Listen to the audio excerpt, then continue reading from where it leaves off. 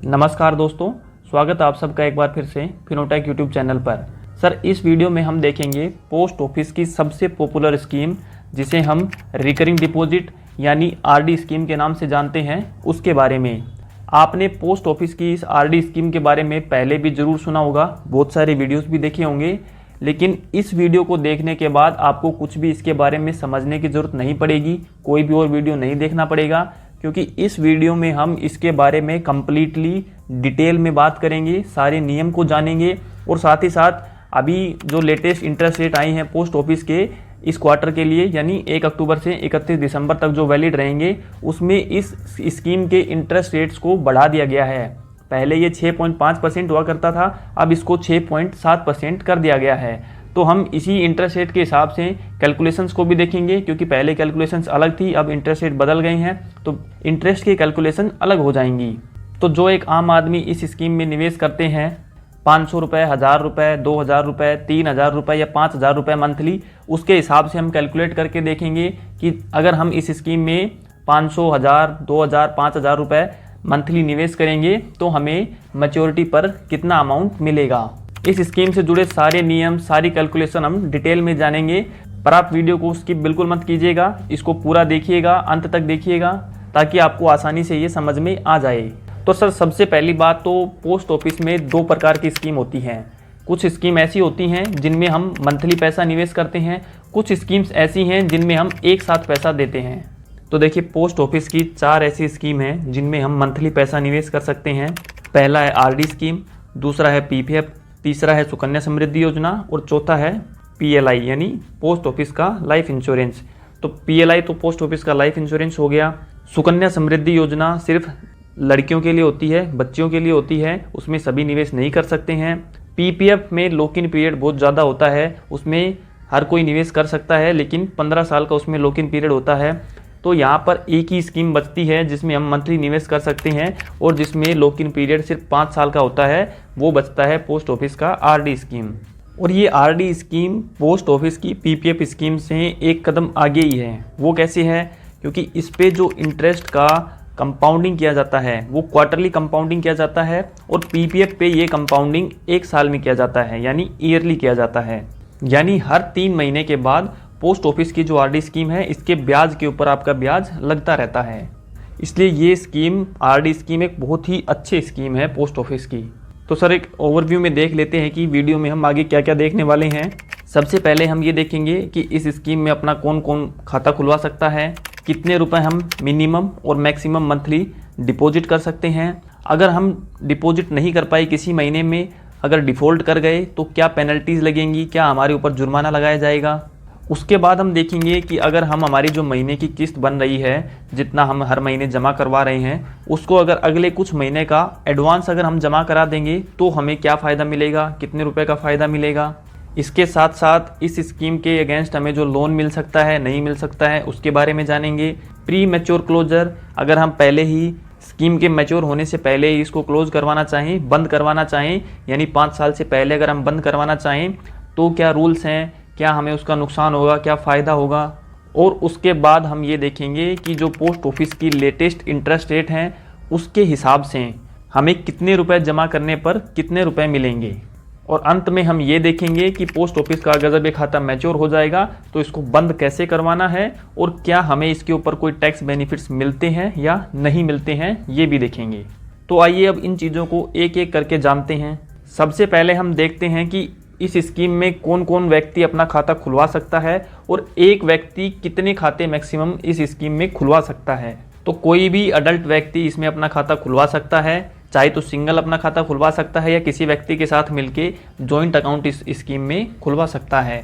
Joint account maximum सिर्फ 3 लोग ही मिलके ये खाता खोल सकते हैं। इसके अलावा जो बच्चे 18 साल से कम उम्र के हैं वो अगर इसमें खाता खुलवाना चाहें तो उनके बिहाफ पे उनके गार्जियन जो पेरेंट्स हैं वो इसमें खाता खुलवा सकते हैं और इस खाते को वो चला सकते हैं। इसके अलावा कोई अगर ऐसा शख्स है, कोई ऐसा बच्चा है जिसकी सोचने समझने की शक्ति नहीं है, अनसाउंड माइंड है, तो उसके बिहाफ पे भी उसके माता पिता उसका ये खाता चला सकते हैं। एक व्यक्ति इस स्कीम में जितने चाहे उतने खाते खुलवा सकता है। इसमें कोई भी लिमिट नहीं है कि आपको इतने ही खाते खुलवाने की परमिशन है, जितने आप चाहें उतने खाते इस स्कीम में खुलवा सकते हैं। तो आइए अब हम चलते हैं हमारे दूसरे पॉइंट पर और जानते हैं कि इस स्कीम में हमें मिनिमम और मैक्सिमम कितना डिपॉजिट अलाउड है मंथली। तो देखिए, हम इसमें मिनिमम 100 रुपये से अपना खाता खुलवा सकते हैं और ऊपर की कोई लिमिट नहीं है, ज़्यादा रुपए की कोई लिमिट नहीं है। आप जितने रुपए चाहें उतने इस स्कीम में निवेश कर सकते हैं और जो खाता हम खुलवा रहे हैं उसकी पेमेंट हम कैश से या चेक से, जैसे भी हमारी इच्छा है वैसे कर सकते हैं। अब अगर हमने ये खाता किसी महीने में ओपन करवाया और उस महीने की 15 तारीख से पहले अगर इस खाते को हमने ओपन करवाया है, तो जो हमारी महीने की किस्त हम जमा करेंगे आगे आने वाले हर महीने, तो वो हमें 15 तारीख से पहले ही जमा करनी पड़ेगी। अगर हमने इस खाते को 15 तारीख के बाद खुलवाया होता तो हम इस खाते में जो किस्त अगले महीने में हम जमा करने वाले हैं उसको 15 तारीख से लेके महीने की अंतिम तारीख तक जमा कर सकते हैं। लेकिन सबसे ज़रूरी और ध्यान देने वाली बात यह है कि जिस भी अमाउंट से आप खाता खुलवाते हो, मान लीजिए आपने 1000 रुपये डिपॉजिट करके खाता खुलवाया तो वो आपकी किस्त बन जाएगी। अब आपको हर महीने 1000 रुपये की ही किस्त जमा करवानी पड़ेगी। इस किस्त को चेंज नहीं किया जा सकता। आप अगर चाहते हो कि मैं 2000 रुपये किसी महीने जमा करवाना चाहूँ तो आप ऐसा नहीं कर सकते। इसके लिए आपको नया अकाउंट खुलवाना पड़ेगा, लेकिन इस अकाउंट में आपकी जो किस्त है वो 1000 रुपये की ही रहेगी। आने वाले पूरे 5 साल के लिए आपको इस किस्त के हिसाब से ही चलना पड़ेगा कि आपको हर महीने 1000 रुपये ही जमा कराने पड़ेंगे। तो ये एक बेहद इंपॉर्टेंट चीज़ है, इसको आपको विशेष ध्यान रखना है खाता खुलवाते समय। आइए अब हम चलते हैं हमारे तीसरे पॉइंट पर और देखते हैं कि अगर हम इस स्कीम की जो अपनी किस्त है उसको एडवांस में ही जमा कर दें आगे आने वाले कुछ महीनों की, तो हमें कितने रुपए का फ़ायदा होगा। तो देखिए, आप यहाँ पर जितना महीनों का चाहें उतने महीने का इकट्ठा किस्त दे सकते हैं, एडवांस में पैसा जमा कर सकते हैं। और अगर आप कम से कम आने वाले 6 महीने की एडवांस में किस्त जमा करते हो तो आपको यहाँ पर 10% की रिबेट मिलेगी। पर ये जो 10% की रिबेट है वो आपको जो 1 महीने का आपका किस्त का अमाउंट है उसके ऊपर मिलेगी, ना कि 6 महीने का जो मिला के अमाउंट बनता है उसके ऊपर। यानी अगर आपकी महीने की किस्त 1000 रुपये की है तो आपको सिर्फ 100 रुपये की छूट मिलेगी। यहाँ पर 6 महीने का जोड़ के आप ये नहीं सोच सकते कि आपको 6000 रुपये पर 10% का रिबेट मिलेगा। वो सिर्फ आपको 1 महीने की जो किस्त है उसके ऊपर मिलने वाला है। इसी तरह अगर आप 12 महीने की किस्त एडवांस में जमा कर देते हो तो आपको मिलने वाली छूट अब 40% की हो जाएगी। यानी 1000 रुपये पे 40% की छूट आपको मिलेगी 400 रुपये की। तो 1000 रुपये की किस्त के हिसाब से हमें 12 महीने के 12,000 रुपये भरने थे, लेकिन अब हम अगर इकट्ठा दे रहे हैं, एडवांस में दे रहे हैं, तो हमें यहाँ पर सिर्फ 11,600 रुपये ही देने पड़ेंगे। अब हम जानते हैं कि पोस्ट ऑफिस की आरडी स्कीम के अगेंस्ट जो हमें लोन मिलता है वो कैसे मिलता है और कितना हमें लोन मिल सकता है। तो देखिए, लोन हम इस स्कीम के अगेंस्ट ले सकते हैं, लेकिन वो हमें तभी मिलेगा जब हमारे इस खाते को चलते हुए 1 साल पूरा हो चुका हो, यानी 12 किस्त हम जमा कर चुके हों।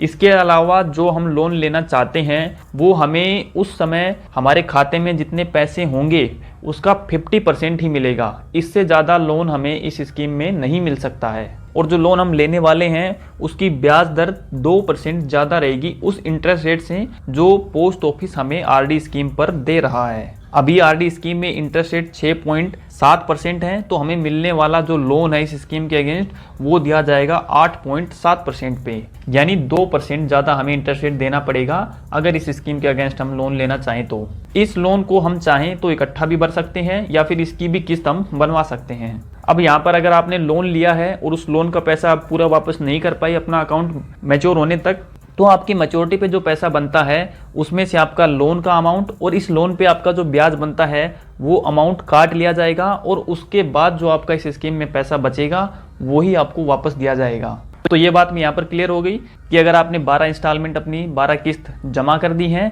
तो अब आप एलिजिबल हैं इस स्कीम में लोन लेने के लिए। क्या क्या क्राइटेरिया है और एलिजिबिलिटी है वो हमने बता दिया है। आइए अब बढ़ते हैं अगले पॉइंट पर और जानते हैं इसके प्री मैच्योर क्लोजर के रूल्स को। अगर हम इस स्कीम के खाते को बीच में ही बंद करवा देना चाहें तो उसके लिए क्या क्या रूल्स हैं, क्या हमें उसके फ़ायदे और नुकसान होंगे। तो सबसे ज़रूरी चीज़ तो यहाँ पर ये ध्यान में रखनी है कि इस स्कीम का खाता 3 साल से पहले तो हम बंद करवा ही नहीं सकते हैं। किसी भी केस में वो बंद नहीं हो सकता है। अगर हमें बंद करवाना भी है 5 साल से पहले तो 3 साल के बाद ही हम उसको बंद करवा सकते हैं। और अगर हम इस खाते को 5 साल से पहले ही बंद करवाना चाहेंगे तो हमें जो इंटरेस्ट यहाँ पर मिलेगा वो हमें आरडी स्कीम का 6.7% के हिसाब से इंटरेस्ट नहीं मिलेगा। वो हमें मिलेगा जो पोस्ट ऑफिस का नॉर्मल सेविंग अकाउंट है जिस पे 4% का इंटरेस्ट रेट मिल रहा है, उसके हिसाब से हमें इंटरेस्ट दिया जाएगा अगर हम इस स्कीम को प्री मैच्योर क्लोज करवाते हैं तो।